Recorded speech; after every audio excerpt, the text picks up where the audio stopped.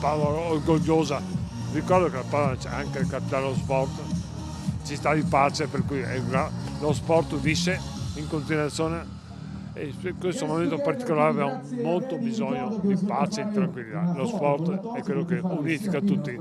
Si parla tanto di cosa lasceranno le Olimpiadi. Per noi che rappresentiamo lo sport di base del territorio, quello educativo, formativo, vorremmo molto che la Fiaccola Olimpica, con i suoi simbolismi e i risultati che faranno i nostri campioni, accendano i cuori dei ragazzi e delle ragazze di tutto il Veneto, perché facciano tutti sport, che è il nostro vero obiettivo, che è un obiettivo che poi è utile a tutta la società, perché qualcuno vincerà, qualcuno sarà un campione, ma tutti diventeranno cittadini migliori per l'Italia.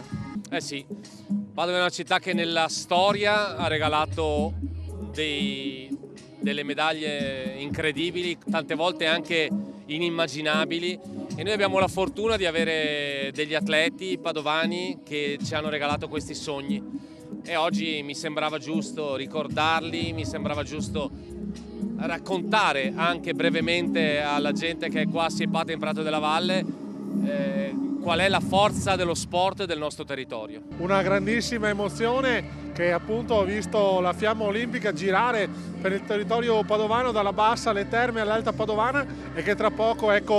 porterà tutta la sua magia nella nostra grande piazza, il nostro Prato della Valle,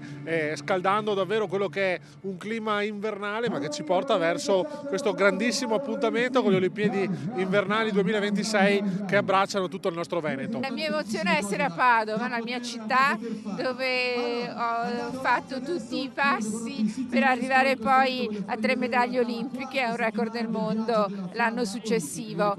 Quindi nel momento che mi hanno chiesto